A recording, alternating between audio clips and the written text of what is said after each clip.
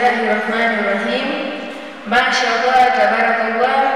Bismillah, alhamdulillah.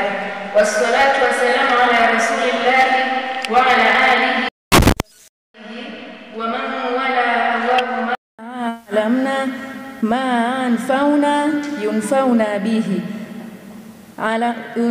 bihi ma alamtana innaka samiu dua.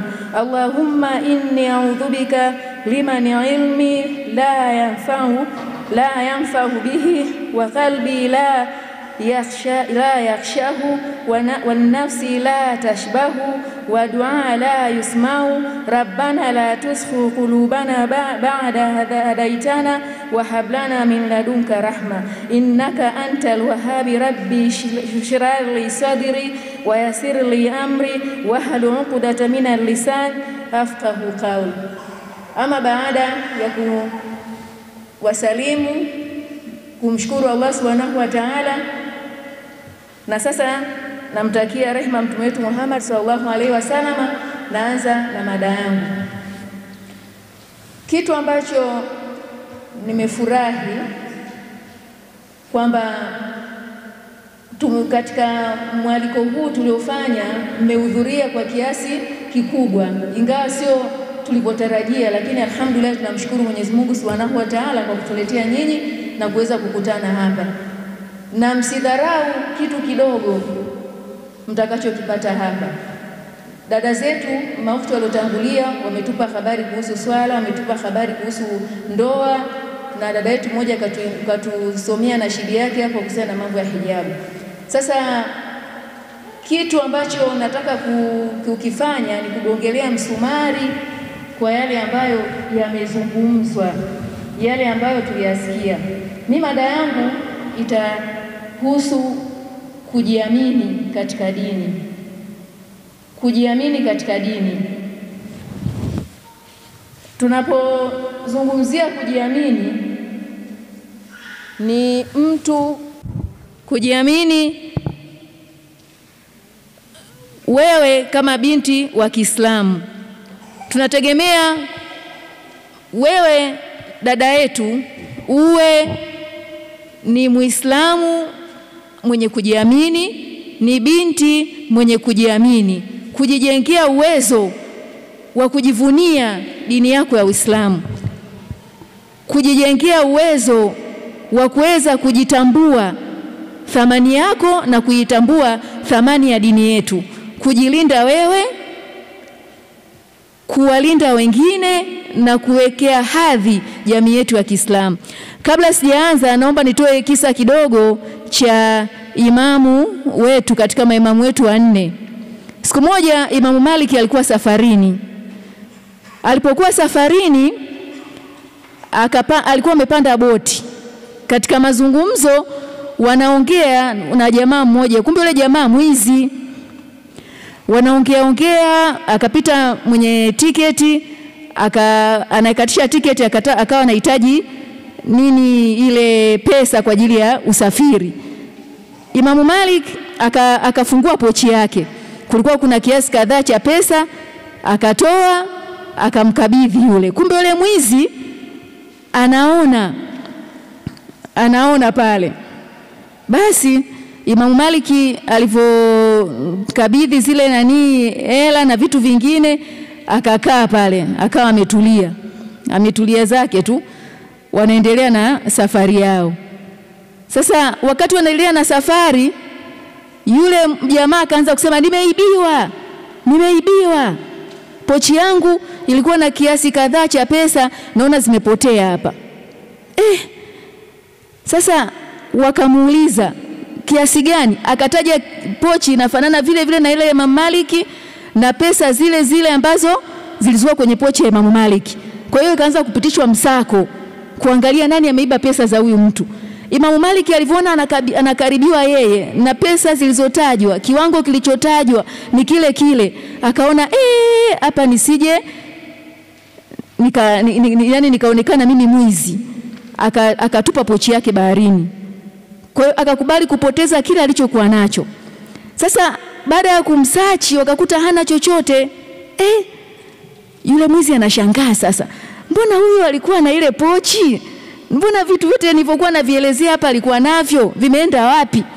Yule mwizi baada ya msako kupita, mwizi anamfesi Imam Malik, anamuuliza, sasa wewe Imam Malik akawa anacheka, kumfanya chochote. Akamwambia, sasa ile pwani pochi imeenda wapi? Akasema, nimeitupa kwenye maji. Kwa nini umeitupa? Akasema, kwanza nilikuwa nalinda hadhi yangu nikiwa kama kiongozi, nisije nikadhalilika, na nikidhalilika mimi umedhalilika nini? Uislamu, sawa Na pili, nilikuwa nalinda hadhi ya nini? Ya Uislamu. Ina maana kudhalilika kwangu, ile hii tungekuwa tunasema Imam Maliki aliwahi kuiba pesa kwenye boti, kwa hiyo alitupa kwa niaba ya Uislamu. Mwizi akabaki anashangaa sana, akasema haya bwana, basi ikabidi sasa muombe msamaha kwa wale ambao alikuwa amemfanyia. Sasa Imam Malik alikubali kutupa pesa zake kwa ajili ya kuweza kulinda hadhi ya dini yake na kuweza kulinda nini? Jina lake yeye.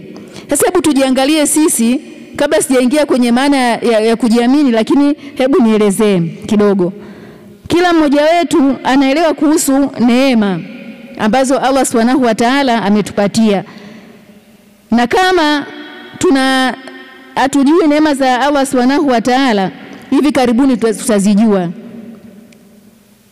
Kwa sababu Bani Israel walipewa neema nyingi sana, na walipewa mitume karibuni wote walitokea kwa Bani Israeli ambao ni wana wa Israeli. Lakini pamoja na hayo walichezea neema hizo mpaka leo hii wengine wanaishia kuteseka katika dunia hii kwa sababu ya makosa yaliyofanyika huko nyuma. Sasa na sisi kama tunataka kujinyanyua, kwa sababu Mtume Muhammad sallallahu alaihi wasallam ndio ambaye alitokea upande wa Arabuni na ndio na mtume wa dunia nzima. Kwa hiyo lengo lake yeye ni kuunyanyua tena umma wa Kiislamu, kutufanya sisi tuwe bora kuliko jumati zote zilizotangulia. Kwa hiyo ni nani wa kufanya bora umma? Ni nani ataukae uthemanisha umma wetu onekane una thamani? Hakuna mwingine isipokuwa ni sisi wenyewe, kwa confidence zetu, kwa kuupenda Uislamu wetu, kuwapenda mashehe wetu, kuwapenda viongozi wetu na kujipenda sisi wenyewe, ndio kutasaidia kuweza kuhakikisha tunafika mahali ambapo tutaufanya umma wetu uweze kuwa na thamani. Mimi nategemea kwamba nyinyi wote mko juu, au nataka niwanyanyue kidogo. Yaani nategemea au naamini kwamba mko juu. Si katika elimu tu, bali katika matendo. Naamini hivyo kwa sababu kwa muonekano naona hivyo, lakini kwa ndani Mwenyezi Mungu ndo anajua. Na mtu yote akiwaona jinsi mlivyo, hata akituona tunatoka hapo nje, atajua kabisa hawa ni watoto wenye heshima, ni madada wenye heshima na ni madada wa Kiislamu. Ingawa mambo mengine kila mtu mwenyewe anajua nafsi yao. Tutoe mfano mwingine wa msikiti. Unapoingia msikitini unatakiwa ufanye nini? Kwanza utulie, uwe na nidhamu na ukae na kumdhukuru Allah Subhanahu wa Ta'ala, au kusoma Qur'ani au kusubiri muda wa swala. Lakini ukiwa umekaa katika hali ya utulivu, hamna haja ya kula ovyo, kufanya fujo na vitu vingine. Kwa nini msikiti? Kwa sababu msikiti ni sehemu ya kumcha Mwenyezi Mungu na kupeleka maombi yetu. Lakini kuna misikiti miwili ambayo Allah Subhanahu wa Ta'ala amenyanyua. Yaani nazungumzia confidence, lakini naanzia mbali kidogo. Amenyanyua misikiti miwili. Nani anayejua kwa haraka? Msikiti wa Maka na msikiti wa Madina, Masjid Nabawi, na kuna msikiti wa Makkah al-Mukarrama. Kwa nini amenyanyua misikiti? Misikiti ndio bora au ni watu wale ndio walikuwa bora? Misikiti ile miwili imenyanyuliwa kwa sababu, si kwa sababu misikiti mizuri imejengwa kwa marumaru, sijui inang'ara sana kama mnavyoonekana hapa sasa hivi. Mnaonekana mmependeza, mmevaa hijabu za rangi mbalimbali, lakini sisi watu watatuona bora huko nje kwa matendo. Misikiti miwili, msikiti wa Maka na Madina, na kuipandisha daraja, si kwa sababu misikiti ni mizuri au ni misikiti ambao Mtume Muhammad sallallahu alaihi wasallam alikuwepo pale au alikuwa akifundishia darasa zake pale. Alinyanyua misikiti miwili kwa sababu ya watu wale waliokuwemo ndani ya msikiti, tabia zao, wema wao, matendo yao, upeo wao wa juu wa akili na uchamungu katika kumjua Allah Subhanahu wa Ta'ala.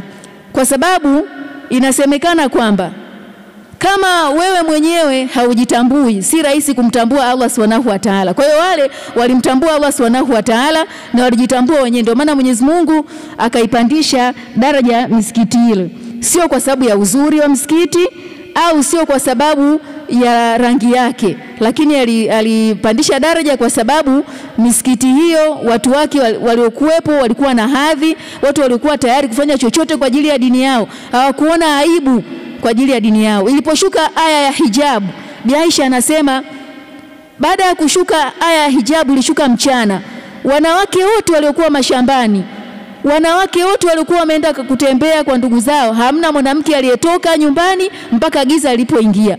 Kwa nini? Kwa sababu aya iliposhuka watu wote walijiona wako uchi, wanawake wote walijiona wako uchi. Kwa hiyo hamna aliyetembea mchana ule kwamba si aya imeshuka saa hizi tutavaa hata kesho. Kama sisi hapa tumeshasikia aya ngapi za swala, tumeshasikia aya ngapi za stara, tumeshaambiwa mara ngapi tuache uzinifu, tumeshaambiwa mara ngapi tuache maovu, lakini tunafanya tu kwa kujua kama muda tunao. Lakini tunaambiwa muda bado, iktarabatul linnasi hisabuhum, imesha karibia sisi hesabu yetu, lakini sisi tunaona muda bado kabisa. Sasa Bi Aisha anasema iliposhuka aya ya hijabu, wanawake wote waliokuwa masokoni, waliokuwa wamesimama walichutama, waliokuwa mahali walijifungia mpaka giza lilipoingia wakarudi majumbani kwao. Ambaye alikuwa hana hijabu hakutoka mpaka azime nguo ya dada yake yenye stara ndio atoke nje. Lakini sisi leo tumesikia mara ngapi aya za hijabu? Na saa nyingine tunaukana Uislamu wetu. Ukiwa mbele ya watu ambao sio Waislamu, hata kujistiri unaogopa. Leo kuna picnic, tunatoka tunaenda kwenye picnic na wewe unakuwa kama wao, haujistiri. Unakuwa kama wao, huonyeshi confidence, huonyeshi Uislamu wako, huonyeshi msimamo wako. Hilo ndio tatizo ambalo Waislamu wengi limetukumba. Miaka ya nyuma kuna watu walikuwa na viongozi. Kwa mfano dada yetu hapa, yeye ametuambia ni meneja wa benki. Kwa kipindi kile mtu kujitangaza mbele za watu kama mimi ni Muislamu hali ya kuwa ni kiongozi alikuwa hawezi. Jamani, mimi nimeyashuhudia. Nilikuwa na shangazi zangu, baba zangu na watu wengine na ambao walikuwa wananizunguka. Kipindi hicho ndio watu wanafanya jitihada za kufanya Waislamu tujitambue. Mtu alikuwa anaogopa hata kumwambia mwenyekiti wake wa chama kwenye kikao, mimi naenda kuswali. Watu walikuwa wanaogopa. Sasa hivi Waislamu atisi tuna confidence. Confidence imetoka wapi? Baada ya watu nyuma yetu kufanya jitihada, kutuelimisha, kutuambia sisi ni nani. Tukaamka, tukajitambua, ndio mpaka sasa hivi mtu anaweza akavaa, mpaka tunao rais wetu Mama Samia anavaa pia nini, hijabu. Hiyo yote ni confidence. Na kuna mtu mmoja niliangalia kwenye mtandao wa Twitter anasema hatuwezi kuongozwa na marais wapika vitumbua. Kumbe wavaa hijabu ni wapika vitumbua Kwa sababu ndio ilikuwa inaonekana hivyo. Wanaojistiri, wanaojifunika walikuwa ni wapika vitumbua. Ameongea yule kaka mpaka wengine wakamsifia na wengine wakamcrash. Anasema hatuwezi kuongozwa na rais mpika vitumbua. Mpika vitumbua kwa nini? Kwa sababu ya hijabu. Avue hiyo hijabu. Kwani nywele zake zina nini? Wanasema hivyo. Kwa hiyo kumbe maendeleo ni mtu kutembea uchi. Kama kutembea uchi ndio maendeleo, enzi za nyuma huko, enzi za chimpanzee sijui na nani huko, tunakuambia huko nyuma za mababu zetu ndio kwa kuna maendeleo. Kwa sababu kule hata nguo wakati mwingine tunaambiwa kulikuwa mna walikuwa wanavaa majani. Ndio walikuwa maendeleo sasa. Lakini kama maendeleo yanaangaliwa kwa kutumia nguo, Islam is the best. Uislamu ndio uko best. Kipindi cha maendeleo ndio watu wanavua nguo na kutembea uchi. Kweli ni maendeleo hayo? Kwani maendeleo ni kutembea uchi? Au kunywa pombe na wanaokunywa uonekane na wewe kijana? Kuruka viwanja vya ngoma, madisco ndio uonekane na wewe ni wa kileo? Si kweli. Kwa hiyo let's come to us, tujiangalie na sisi wenyewe. Allah Subhanahu wa Ta'ala ametupa sisi elimu. Ametupa sisi elimu. Kwa hiyo hii elimu au knowledge ambayo tunaipata inatakiwa ituonyeshe jinsi gani tulivyoweza kuelimika na kuwa na kiwango bora na uzuri wa dini yetu, na pia elimu tulionayo iweze kutusaidia kujikwamua katika mambo magumu ambayo yanatukuta, au tuweze kuweka mambo yetu sahihi katika maisha yetu ya kila siku. Elimu tuliopata au elimu ndio mnaopata nyinyi si bora tu, bali ni elimu ambayo inatakiwa uitumie katika maisha yako yote na katika uadilifu. Nitakuja kuelezea hapo kivipi. Yule ambaye atakayenyanyua fani yake, maana kuna watu wanasema kwamba aya inasema ikra, soma bismi rabbika alladhi khalaqa, kwa Mola wako aliyeumba. Tunaingia hapo wote kwenye kivuli kwamba tunasoma kwa ajili ya Mola wetu bwana. Tunasoma, mtu kimwambia soma dini, anakuambia hata elimu ya physics, hata elimu ya udaktari, elimu ya uhasibu nayo ni elimu tu. Si tumeambiwa tusome kwa jina la Mwenyezi Mungu? Je, tunasoma kweli kwa ajili ya Mwenyezi Mungu, kwa jina la Mwenyezi Mungu? Au tunasoma kwa jina la kazi bora na maisha bora? Make kuna uzi mwembamba hapa kati ya kusoma kwa ajili ya Mwenyezi Mungu na kusoma kwa ajili ya dunia. Sasa kwa vile tumeshaipata na sisi Waislamu kwamba ikra bismi rabbika, sasa hivi tunaichambua kwa kila hali. Kila mtu anasema anasoma bismi rabbika, lakini ni kweli? Zaidi hapo nafsi yako Mwenyezi Mungu anayejua. Elimu tuliyokuwa nayo tumepewa, kweli tumepewa, na tunatakiwa tuifanyie kazi. Kwa sababu hapa katikati mimi nilikuwa nafanya research kuhusu madrasa, nikawa napitia nyuma huko. Kumbe madrasa bwana zilikuwa sio madrasa kama vile tunavyoenda kusoma alif b t. Madrasa ni kitu kikubwa ambacho wengi katika Waislamu hatujui. Na wenzetu waliojua ndio walifanya hivyo. Lakini sisi sasa hivi madrasa kimekuwa ni kitu kingine, na sisi tunaosoma tunajitia tunasoma kwa jina la Mwenyezi Mungu, lakini je, kweli tunasoma kwa jina la Mwenyezi Mungu? Hapo sasa Mwenyezi Mungu atakuja kutulipa kwa nia. Kwa hiyo wewe mwenyewe unatakiwa kuanzia sasa hivi uinyanyue fani yako kwa ajili ya dini yako. Nakumbuka kwenye hijab day tuliongea, no matter what unatakiwa ujistiri. Yaani iwe kushoto iwe kulia unatakiwa ujistiri. Na ndivyo hivyo no matter what unatakiwa ujiamini kwenye dini yako. Unaona aibu kuvaa hijabu mbele za watu, jua there is something wrong. Ukiona unashindwa kuaga wenzio, unataka kwenda kuswali, muda huu ni wa swala, jua there is something wrong. Ukiona wale wanaocheza disco wanakuvuta wewe, badala wewe uwavute kwenye wema, basi kuna tatizo katika nafsi yako. Kwa hiyo hasa sisi vijana tunatakiwa kwanza tunavyokuwa tuzizingatie neema za Mwenyezi Mungu. Kwa sababu hapa sisi tukijiangalia ni warembo, watu ukipaka mafuta yanakaa usoni. Lakini kumbuka kwamba itafikia wakati hata ujipake gunia zima la chokaa, sura yako haitakubali. Huko kutafika. Sasa na malipo yatalingana na wewe kulingana na jinsi ulivyoishi hapa kwa muda huu wa ujana. Kwa hiyo ukiwa kama kijana, tunatakiwa tuangalie neema za Allah Subhanahu wa Ta'ala na tuzipokee. Na tunatakiwa tujiamini, kwa sababu Muislamu mwenye kujiamini ni Muislamu yule ambaye anaweza kufanya kitu chochote kwa ajili ya dini yake, kama walivyokuwa wakifanya maswahaba na wanawake wengine wa kiswahaba. Muislamu mwenye kujiamini hawezi kukatia tamaa dini yake wala kumkatia tamaa Allah Subhanahu wa Ta'ala. Kuna watu wamesubiri miaka 30 jambo moja katika dini. Na ndivyo hivyo. Sisi miongoni mwetu tutasoma na kusoma na kusoma, tutajaza vitabu miaka 30, mtu anatafuta degree zake anaziweka hapo. Lakini nikwambie nini? Ikifika siku ya kufa, jitihada zako zote, sisi watoto wako au watoto wangu mimi watachukua, ataziweka kwenye boksi moja, alafu ataanza kusema baba yetu miaka 30 yote aliyoishi, mama yetu alikuwa akisoma, alikuwa na masters, alikuwa na PhD ya udaktari, alikuwa na PhD ya saikolojia, mwana saikolojia, alikuwa na PhD ya biashara. Watachukua vitu vyote wataviweka kwenye boksi moja kama kumbukumbu. Wakija wajukuu hawatajua kama ni nini. Watauliza hivi nini tunaambiwa vya babu yetu, alikuwa bodyguard wa rais, sijui alikuwa nani, na itafikia wakati watavichoma moto. Lakini kile ulichokitengeneza hapa ndio manufaa yako. Sasa sikatazi watu wasome. Tusome mpaka majengo yatudondokee, lakini ndani yake iwe kweli tunasoma kwa ajili ya Mwenyezi Mungu na kwa ajili ya kuitumikia dini ya Mwenyezi Mungu. Kwa sababu kuna wakati utafika wewe au mimi au sio utafika, yani kuna wakati ambao tulionao sasa hivi, inafika wakati kwa mtu aliyejitambua anakuwa yeye sina hilo pensi. Nilikuwa nashikika shuleni kuruka ukuta babu. Bibi anakusimulia mambo hayo. Wewe mjukuu utakuwa wapi? Kwa hiyo sisi tuna asilimia kubwa kama kweli utakuwa na confidence na dini yetu na kusimamia mazuri tunayoyapenda, yanayopenda Allah Subhanahu wa Ta'ala na watu wengine, hakika Mwenyezi Mungu hawezi kutudhalilisha. Sababu ya umma wetu kudhalilika leo hii kwamba most of the Muslim and Muslima they are not confident in their religion. Wengi katika sisi hatujitambui. Kwa sababu kujitambua tunaambiwa ni emotional intelligence. Ni ile hali ya hisia ya mtu, uwezo wake mzuri wa kufanya mambo yeye mwenyewe kwa uwezo mkubwa, kwa ubunifu, kwa nini. Kila anachofanya mtu anakuwa excellent. Lakini excellent yetu sisi tunaipeleka wapi? Hapa kwa mfano natoa tu mfano rahisi. Ingekuwa hapa tumeweka muziki sasa hizi, nani angekuwa anasinzia? Kuna mtu angekuwa anasinzia hapa? Tungeweka muziki hapa, nyoyo zote zinasimama, hele tunacheza sijui nini, uongo.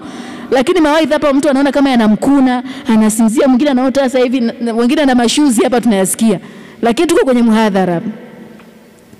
Kwa hiyo tusipojirekebisha, tusipochukua zile nyayo za watu wetu bora waliotangulia, kama sisi wenyewe kusikiliza mawaidha tunasinzia na wengine tunachati, je, tutasimamia mambo makubwa? Je, wewe utamlinda mume wako? Utailinda familia yako? Utasaidia majirani zako? Utawasaidia watu wengine wanaokuhitaji? Kwa hiyo vitu kama hivi ndio vinasababisha mpaka sasa hivi Uislamu unashuka hadhi yake. Jiamini kwanza leo, be a confident Muslim, na tumwambie Allah Subhanahu wa Ta'ala tumemsikia na tutamtii. Na kabla ya kuwa Muislamu lazima kwanza tumtii Allah Subhanahu wa Ta'ala. Kuna uzi mwingine mwembamba kati ya utii na kiburi. Wengi katika Waislamu tumeingia kwenye kiburi kwa sababu tunaambiwa Mwenyezi Mungu na mtume wake wametuamrisha swala 5. Pale panapoadhiniwa na wewe unafanya mambo yako mengine, unakuwa umeingia kwenye kiburi, lakini wewe mwenyewe hujui. Unapoambiwa ujistiri, ukaacha kujistiri, ujue kwamba umeingia kwenye kiburi, wewe mwenyewe hujui. Na kiburi tunaambiwa ni vazi la nani? Kiburi ni vazi la nani? Kiburi ni vazi la Allah Subhanahu wa Ta'ala. Anasema mtu yote mwenye chembe ya kiburi aingie peponi. Lakini kiburi ni vazi lake yeye atakao livaa siku ya kiyama. Nisi mlikuwa mnajifanya watawala jeuri, mlikuwa mnajifanya wasomi, mlikuwa mnajifanya sijui warembo sana. Basi leo hii mtawaonyesha nani yuko juu yenu. Lengo ambalo ni kumcha Allah Subhanahu wa Ta'ala na vile vile kuhakikisha kwamba tunapata msamaha wa kudumu. Kwa hiyo watu wengi wanaishi maisha ya holela. Kwa hiyo tunatakiwa tutafute mahali pazuri pa kuanzia na tuweze kubarikiwa na Allah Subhanahu wa Ta'ala. Tunatakiwa tuwepo na ule ukweli na uhalisia wa kudumu katika ibada. Sio kudumu misikitini tu. Yaani msikiti wetu tunadumu katika misikiti, lakini kile tunachokifanya kiendane na matendo yetu na nafsi zetu ambazo tunatakiwa tuweze kujibadilisha. Watu wanasafiri sehemu mbalimbali duniani.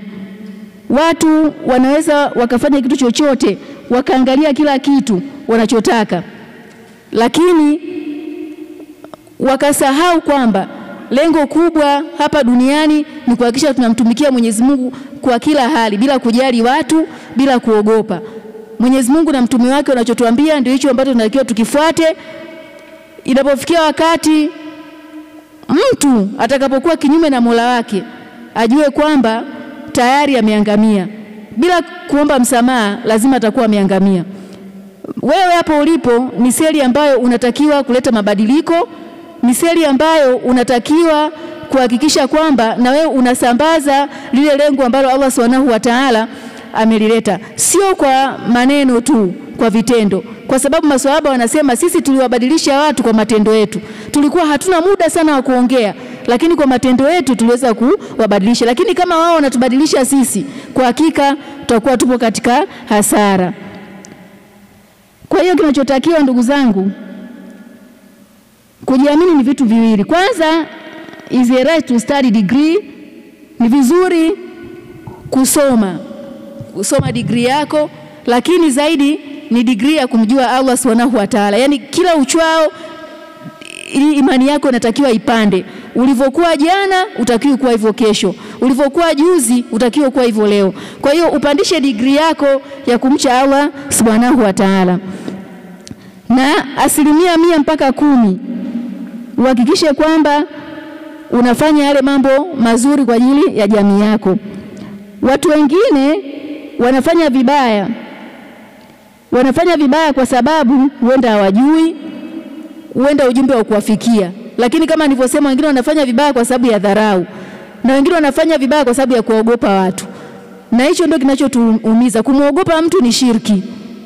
Usimuogope mtu katika jambo lako la kheri. Yaani kile tunachokumuogopa tu mtu umeshaingia kwenye shirki. Kwa hiyo wewe unatakiwa ufanye kama wewe, kwa sababu hamna mtu yote ambaye atahukumiwa kwa dhambi la mwenzie. Kila mtu atahukumiwa juu ya matendo yao. Na kitu kingine cha msingi sana ili uweze kuwa na imani, unatakiwa umtegemee Mwenyezi Mungu katika kila jambo. Kuna watu wanasema mimi nimemuomba sana Mwenyezi Mungu, lakini kila ninachomuomba Mwenyezi Mungu hanipi. Watu wengi wanakata tamaa afu wanatoka nje ya dini. Lakini kuna watu wameomba. Nabii Yusuf amesubiri kuonana na baba yake miaka 30. Baada ya miaka 30 anakuja kumuona baba yake. Nabii Yakubu mwenyewe amesubiri kumuona mtoto wake miaka 30. Baada ya miaka 30 anakuja kumuona mtoto wake. Kwa hiyo kinachotakiwa wewe ni kuhakikisha kwamba unafanya subira, kuhakikisha kwamba unatawakali kwa Mwenyezi Mungu kwa kila kitu, na wakati huo unatakiwa uhakikishe kwamba haujidharaulishi, ujithaminishe. Kazi unaopewa ifanye kwa weledi, be competence, lakini kuwa na confidence. Lakini usitumie muda wako mwingi kupoteza muda, kwa sababu wewe unapopoteza masaa 12 ya mchana na masaa 12 ya jioni, na yenyewe anakupoteza.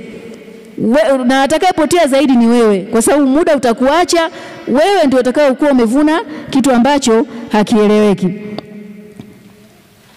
Kwa hiyo kitu cha msingi ambacho natakiwa kuambia kwamba wote tujikurubishe zaidi mbele ya Mwenyezi Mungu, tujiamini na tuweze kufanya yale mambo ambayo Mwenyezi Mungu ametuambia. Tuweze kuomba kwa bidii, tuweze kuomba bila kuchoka, na tuamini kwamba sisi tukiomba Mwenyezi Mungu atatupa. Kazi kubwa ya mzazi ni kumwombea mtoto wake. Kazi kubwa ya mke ni kumwombea mume wake na familia yake. Lakini kazi kubwa ya mwanadamu au ya wanadamu wote ni kumcha Mwenyezi Mungu. Lakini kazi kubwa ya mwanamke ni kulinda jamii. Kwa hiyo tunategemea kwamba nyinyi ndio kina mama wa kesho. Nyinyi ndio ambaye mtasimamia Uislamu kwa nguvu zote, kwa maarifa yote, na nyinyi ndio mtakaoonyesha umma kwamba Uislamu ndio dini sahihi. Kwa kupitia sisi yaliweza kuharibika mataifa. Huko India watu stiri, lakini katika mkutano maarufu uliokuwa ukiongozwa na Father Zuma, yeye alisema hivi: mkitaka kuharibu Uislamu wa India, mkawaharibu wanawake. Na kweli walifanikiwa. Mpaka leo mnavyoona India mtandio umebaki kwenye bega, maana kwa wanawake walikuwa wanajistiri. Father Zuma akasema mkifika pale hakikisheni wanawake wanavua hijabu. Wakaenda pale, jamani vueni hijabu, jamani sisi tunawaletea nguo, hamna mwanamke aliyokubali hata mmoja. Lakini walivoleta kazi, wakaleta maofisi, wakawekea watu uniform, wakaahidi mishahara mizuri, watu wakaanza kuvua nguo wenyewe, yani taratibu. Sasa wale wenye confidence ndio waliobakia mpaka leo. Wakasimama na dini yao, wakasema sisi hatuvui. Lakini familia nyingi ziliharibika na kufuata mambo mengine. Kwa hiyo jamii nyingi zinatumia wanawake katika kuharibu. Maswali mengi ambayo watu tunaulizwaga na wanazuoni: kwa nini kila tangazo wanaweka mwanamke? Kwa nini wanaume wasiwekwe? Kwa sababu kwanza wanawake ni mapambo. Kwa kuwa ni mapambo, na wakajua kabisa kutokana na ujinga wao, tukiwaambia godoro analaliwa mwanamke na mwanaume, lakini analazwa mwanamke yuko uchi, godoro linatangazwa. Sabuni wanaogea wanaume na wanawake, lakini tangazo la mwanamke yuko uchi ndio linawekwa pale. Kwa sababu ya ujinga wetu na kukosa kujiamini. Lakini kama kila mwanamke angekataa, hamna mwanamke yote ambaye angedhalilishwa, na uharibifu wote usingetokea katika dunia hii. Lakini uharibifu unatokea kwa sababu ya kutokujiamini kwetu. Uaminifu unatokea kwa sababu hatuna msimamo. tunaangalia maslahi madogo ya dunia yenye kupita. Dunia tunaingia kwenye mambo ya modern ambayo hauhusiani na dini yetu. Tunafuata mkumbo. Tunapotea kwa sababu kwanza hatuna nguzo tulioshika kwa ajili ya Mola wetu. Kwa hiyo tumuombe Allah Subhanahu wa Ta'ala atujalie tuweze kuwa confident. Natoa mfano wa mwisho wa mama mmoja ambaye alikuwa anafanya kazi kwenye supermarket huko Marekani. Yaani ninapozungumzia supermarket sio kitu kidogo. Ukiambiwa supermarket Marekani, hapa Tanzania hiyo Mlimani City sijui wapi huko wanaita, hazijawahi kufikia. Ina maana ukiingia eneo kama lote la TIA hapa unatafuta tai. Yaani eneo kubwa kutoka mwanzo wa chuo mpaka mwisho ni sehemu ya tai tu. Kuna sehemu ya magari tu, kuna sehemu ya kaosh, kuna sehemu ya yaani ukiingia unatoka umeoga, umesuka, umenyoa, umenunua viatu, yaani kila kitu. Ukifika nyumbani ni kupaki gari lako kulala. Hizo ndio supermarket. Mama alikuwa anafanya kazi kama keshia. Siku alivyoslimu yule mama akavaa hijabu. Alivyovaa hijabu, ikabidi bosi wake amwambie, sasa hiyo nini? Unaona sasa hapo wateja wangu watashindwa kuingia. Wateja watashindwa kuingia kwa sababu mimi navaa hijabu? Akaambiwa akasema kwa hiyo hebu kwanza kakae nyumbani tutakufikiria. Yule mama alirudi nyumbani, anasema aliswali qiyamul laili. Aliswali usiku kucha. Akaambia Mwenyezi Mungu, mimi ndo nimeingia kwenye dini yako. Naomba uniokoe, mimi nina shida, kazi naitaka. Lakini bosi wangu ameniambia niache kazi kwa sababu ya stara. Alipofika kwanza kuna kucha tu anapigiwa simu, hebu njoo. Anafika anambia, kwanza wewe mpumbavu, siwezi kukuweka hapa mbele, nenda kakae store huko. Yule mwanamke akasema alhamdulillah, kwanza kwa store ndio vizuri kwa sababu sionani hata na wanaume. Akaenda kukaa store. Lakini ingekuwa mimi na wewe, basi unavua. Kwa hiyo huko ndio kujiamini. Kwa ujiamini katika stara yako, ujiamini katika elimu yako. Watu watakatisha tamaa. Wewe mwanamke unasoma nini? Unasoma dini ili uwe nani? Uje kuwa shekhe wewe. Lakini huwezi kuwa shekhe, wewe ni mlezi. Ndio mama wa mashekhe. Jamani, mashekhe wote wamezaliwa na wanawake au uongo shekhe? Wewe ndio shekhe mwenyewe kwa sababu unazalisha mashekhe, unazalisha madokta, unazalisha viongozi. Kwa hiyo mimi mtu kiniambia nisisome hata swala yangu, nisisome dini, kesho na kesho kutwa mimi ndio utakuja kuna mmoja hapa amezungumza, anasema mama anapika huko anawasikiliza watoto wake. Sikasoma huyo mama. Sasa mimi na wewe ndio mambumbumbu tunakwenda, tumeambiwa tusisome sana, tunaingia kwenye kivuli hicho. Kwanza tutakuwa mashehe. Nani kasema? Tumetolewa lectures hapa kuhusu swala. Dada kaeleza kwa ufasaha kushinda hata mashehe wenyewe. Ndio hapa mada imeelezwa vizuri, tumedadavua, tumeshirikiana hapa. Ni sisi wenyewe wanawake, lakini atatokea mtu atakwambia, "Wewe mke wangu kwanza hata madrasa." Mume hataki uende madrasa, hataki kukuletea ustadhi nyumbani kwako, utajua mwenyewe na ujinga wako. Na siku ya kiyama utaulizwa.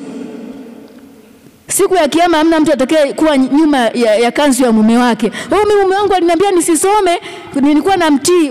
Kuna kumtii mume, lakini sio katika swala la ilmu. Talabul ilmi faridatan ala kulli muslimu wa muslimati. Kutafuta elimu ni lazima, no matter what. Mimi hapa na uzee wangu sasa hivi nachukua degree ya sheria na dini. Nasoma, na si kwamba sina majukumu, na shule, na watoto nyumbani, na majukumu ya nyumbani, na hamna kinachoharibika. Sasa sisi tunakaa, unasoma wewe utakuwa shekhe. Utakuwa shekhe wewe. Namjui kuna mashekhati. Kwani ukiwa daktari wa kishehe kuna ubaya gani? Unakuwa na professional zako mbili. You are a teacher, at the same time ni sheikhati. Wewe ni sheikhati, at the same time ni muhasibu mashuhuri kama dada yetu hapa. Wewe ni sheikhati, at the same time ni business woman. Kama dada yetu Saida hapo ana degree zake za mambo ya biashara na mambo ya masoko, lakini bado anasoma dini mpaka leo. Jamani, nimefanya research Mbeya hii kuhusiana na mambo ya madrasa. Yaani ile 90%, na research ni kitu ambacho nimekifanya mimi mwenyewe, na presentation bado tusija present, lakini nimesha submit. 90% ya watu hapa Mbeya hawajui nini maana ya madrasa. Can you believe? Hawajui, wanachukulia madrasa ni kitu kadogo, watu wanaenda kusoma alifu bete, ndio hivyo mtoto anatoka nyumbani. Hebu zama kwenye madrasa uone. Madrasa sio kitu kadogo kama unavyofikiria. Madrasa ya kwanza ndio iliyotoa Mtume Muhammad sallallahu alaihi wasallam na umma wote huu. Madrasa ya Mtume ilikuwa ikifundisha watu mbinu za kivita, ilikuwa ikifundisha watu mambo ya saikolojia, ilikuwa ikifundisha watu mieleka, ilikuwa ikifundisha watu masomo ya udaktari. Madrasa ni kitu kidogo, lakini sisi tulikuwa na upumbavu wetu. Madrasa eti ni kupeleka watoto wajenge imani, kusoma Qur'ani sijui na hadithi. 98% ya watu hapa, wakazi hapa Mbeya, maana research yangu nimefanyia hapa Mbeya, 98% ya watu hapa Mbeya wamesoma dini lakini hawana viwango, hawana levels. Ukimuuliza mtu kasoma dini, hajijui yeye alisoma thanawi kwa sababu hana cheti, wala alisoma mutawasitu kwa sababu cheti hana. Mashehe wetu wengi hao wamesoma hawana vyeti.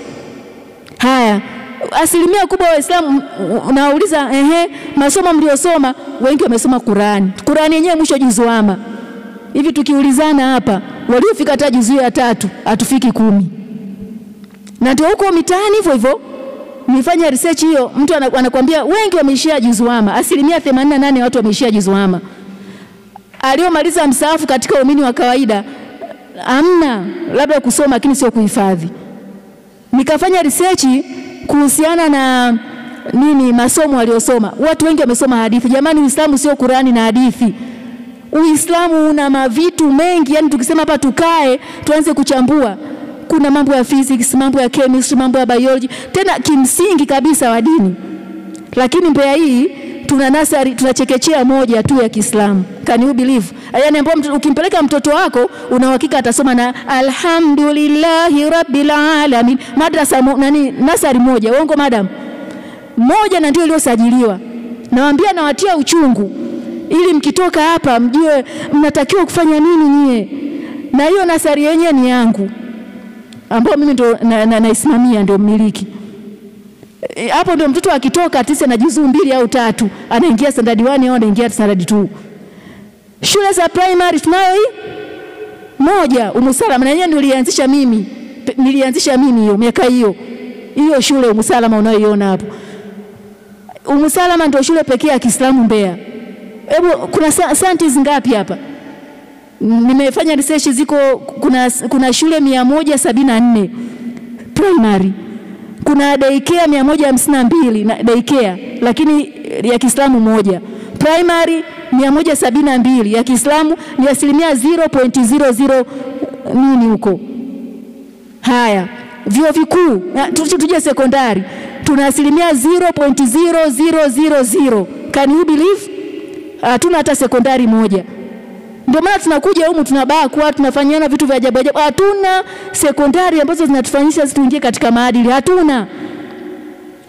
Vyuo vikuu tunavyo vingapi hapa Mbeya? 0.0000 mpaka asubuhi. Umeona hiyo?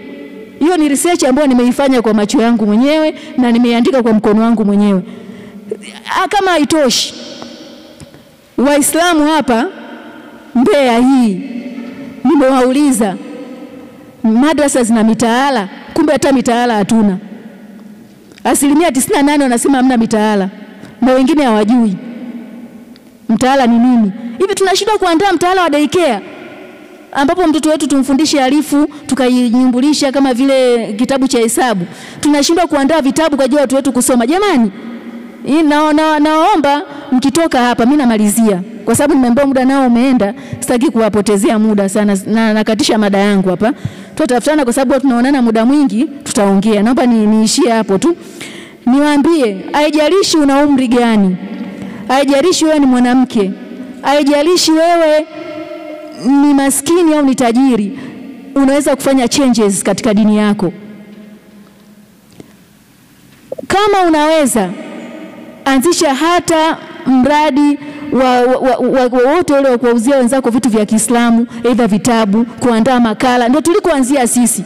Unaandaa makala za Kiislamu, unaandaa vitu vidogo vidogo, memory, mnajiorganize mabinti, mnaweka jarida la Kiislamu la wanachuo, wanawake. Alafu mnatutafuta, tunawapa ideas, mnawapa na wenzenu mnawasambazia.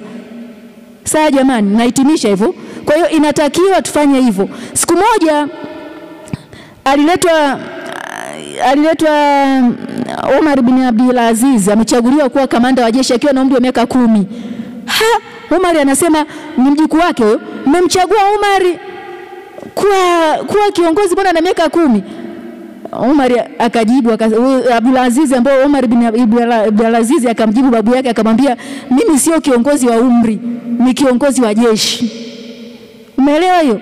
Kwa hiyo sisi haijalishi tu wanawake, haijalishi sisi ni nani. Sisi sio viongozi wa wanawake tu. Yaani sisi sio wanawake tu. Sisi ni wanawake wa Kiislamu. That's a confidence. Wanaojua historia ya Msalama Shekheri nilianzishia Kibarazani, si ndio? Kibarazani, lakini ile pale watu wanasoma Mbeya. Kwa hiyo sikuwa na hela, mimi sikuwa na chochote, lakini nilikuwa namuokoa mtoto wangu asiende kusoma kanisani. Na kweli amesoma na wengine wamesoma. Kwa hiyo haijalishi wewe ni mpika vitumbua kama wanavyosema. Haijalishi wewe ni nani, lakini hapo ulipo wewe ni wa kipekee. Unaweza ukafanya jambo lote amazing. Sisi tulivyokuwa shule tulikuwa tunaandaa majarida peke yetu. Tunasaidiana. Vitu vilivyokuwa navisoma kwenye majarida mpaka leo navifanyia kazi. Kwa hiyo popote ulipo, you are a change. Wewe ni cell ambayo inaweza ikabadilisha, ikaunga tissue ikaja ikafanya organ ikaja ikafanya organism. Kama tumeweza kuanzisha mihadhara kama hii, basi inshallah naomba iendelee. Huku ndio kujiamini kwenyewe. Na waliotujenga sisi, walitujenga kwa mihadhara kama hii. Role models wetu wapo ambao tuliwafuata sisi, wakina Haura Shamte, wakina nani walikuwa wanaanzisha mihadhara Msaudi pale tunaenda. Ndio tumekuwa hivyo. Makaka zetu Msaudi walikuwa wanatoka wanakuja kututafuta sisi tuliko. Jamani kuna tuition, tukifika pale tunapigwa na neno la Mungu. Sisi tunafanya nini kuokoa wadogo zetu? Mna habari kwamba shule zote za primary hazina walimu wa dini? Walituambia wanafunzi watoto wa Muslimu hawana mwalimu wa dini. Madrasa zenyewe za hapa Mbeya za mpaka uvae miwani ndio ujue madrasa iko wapi, si uvae darubini. Unakaa hapa madrasa iko sai. Nyinyi mnadhima gani kwa wadogo zenu? Hao ndio nyinyi mkiambiwa vueni hijabu muingie ofisini mtavua. Usiswali kwa sababu bosi wako. Kuna mtu mmoja alikuwa anafunga kila Jumatatu, na kila Jumatatu bosi wake anafanya party ya wafanyakazi. Yeye anasema nifungieni chakula. Akiulizwa anasema unajua na daktari wangu ameniambia muda wa mchana nisiwe nakula. Kwa nini asiseme nafunga? Sema mimi nafunga, ni sunna siku ya Jumatatu na Alhamisi kufunga. Eti mimi si daktari wangu ameniambia sile mchana. Why and how? Inaonekana hatujijui tuko hapa kwa ajili gani. Hatujui Mola wetu, hatujui kama Mola wetu ana nguvu. Hatujui Mola wetu anaweza akatulinda na kutusaidia katika kila jambo. Wenye kumtegemea Mwenyezi Mungu, tunaweza wadogo zangu, watoto wangu, wajukuu zangu, tunaweza tukakaa kwa pamoja, tukaanza na vitu vidogo vidogo. Elimu kwanza, tukaandaa kajarida ketu kadogo, katamsia students, tukatafuta wadhamini wetu, tukakatengeneza kajarida ketu, tukawa tunatoa maoni yetu. Kuna mama zetu tunao wengi, lakini wengine kuongea hawawezi. Ila mtu anaweza akaandika. Mtu unaweza ukamsikiliza, ukachukua maoni yake, ukayaandika yakatusaidia. Kwa hiyo tuanze sisi wenyewe. Mtu ambaye hawezi kutoa sadaka hata ya socks iliyotoboka, sijui kama ataweza kufanya mambo makubwa. Sijui kama atakuja kutoa ushungi wake mpya kumpa ndugu yake Muislamu. Tubadilike, tuanze kujibadilisha. Mtu ambaye hawezi kusikiliza mawaidha madogo, sijui kuna siku anaweza akatoa nauli yake kwenda South Africa kwenda kwenye kongamano kubwa la Kiislamu. Jamani, kutoa ni moyo, kujitolea moyo. Kwa sababu Uislamu hauhitaji pesa tu. Kuna wakati unahitaji muda wako. Ndio maana Mwenyezi Mungu anasema amenunua kwa Waislamu. Amenunua nini? Mashekhati. Mwenyezi Mungu amenunua nini kutoka kwetu? Amenunua nini? Mali zetu na nafsi zetu. Si ndio? Tunaua na tunauawa kwa ajili ya nani? Ya Allah Subhanahu wa Ta'ala. Lakini mimi na wewe kutoa ushungi uliopauka kumpa jirani yako huwezi. Shule niliyosema mimi ya Kiislamu, Kunduchi Girls, sabuni, kila kitu tulikuwa tunaweka hapo. Kwa hata ambao tulikuwa hatuna sabuni, hatuna pasi, wenzetu wanaweka pale tunatumia kwa pamoja. Tulikuwa tunaishi kama ndugu, kama familia. Nyinyi mnaweza? Tukishindwa madogo, makubwa tutayaweza. Kujitolea muda. Dada yetu hapa anajitolea muda wake. Nimeshamuona kwenye mashindano ya Qur'ani, nimeshamuona leo hapa, na mwisho wa mwaka nitamuona kwenye mahafali ya shule yangu ya daycare. Huko nako ni kujitoa. Kuna watu wangapi tumewaendea Amirati? Kuna watu tunaomba, jamani tunaomba muwe wageni rasmi, mtu anakataa. Na hiyo yote ni they are not confident. Watu hawajiamini. Mtu anaona nikionekana kwenye muhadhara nitafukuzwa kazi, nikionekana kwenye muhadhara nitahamishwa. What? Jamani, kufikia hatua ya kuanzisha daycare kwa hapa Mbeya sio kazi rahisi. Kufikia hatua ya kuanzisha primary tena iliyoanzia kibarazani pia sio rahisi. Lakini ni kitu ambacho kwa sababu tulikuwa tuna nia na confidence tumeweza kufanya. Mimi nataka nyinyi mjiorganize, mjenge chuo kikuu. Mjiorganize sasa, mjenge sekondari. Mjiorganize, mnaweza. Nimemsikiliza Ustadhi Shamsi ambaye ni mwalimu wangu, Shamsi Obsi, anazungumzia wakfu. Anasema huko kuna baadhi ya nchi Saudi Arabia, kila duka watu wameweka kama nini kile kisanduku cha sadaka. Ukienda pale chenchi sijui nini ya pipi wanakuambia weka humo. Chenchi unaambiwa weka humo. Sasa wakapata dola milioni 600. Dola milioni 600 wamejenga shule na chuo kikubwa kabisa cha Waislamu. Kwa nini sisi hatuwezi kuchanga shilingi mbili zetu tukafanya kitu kikubwa kwa ajili ya sadaka yetu? Ukitoa kitu chochote kwa ajili ya elimu ni sadaqatul jaria ambayo itaendelea mpaka unavyoingia kaburini. Kwa hiyo naomba nikatishe mada yangu kwa sababu mimi nikiamua kuongea naweza nikaongea mpaka asubuhi, na ikatisha mada naishia hapo.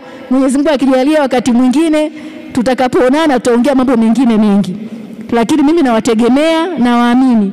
Sitaki muumbe. Sitaki mkiona watu wanafanya wema na nyinyi mfanye. Watu wanafanya ubaya na nyinyi mfanye. Nataka wakifanya wema watu fanyeni. Wakifanya ubaya watu kataeni. Waambie I am a Muslim. I am a Muslim. I am a Muslim girl. Say I am a Muslim girl. Oh, sawa. Unamwambia kabisa mimi ni Muislamu bwana. Vita vya kuvaa hijabu leo hii vilikotoka tungewasimulia mwezi kuamini. Tulikuwa tunavaa hijabu, si ukifika getini unatia kwenye begi unakimbia unaingia darasani. Lakini sasa hivi tunavaa free of charge. Ni sisi wenyewe ndio tunashindwa, tuvae marumaru, tuvae sijui ya baya, sijui tuvae hijabu ya nini, tuvae hijabu ya don't touch. Ni sisi wenyewe tunaamua kutokana na yale tunayoyapenda, lakini tulipatia tabu sana kipindi chetu. Wassalamu alaikum wa rahmatullahi wa barakatuh.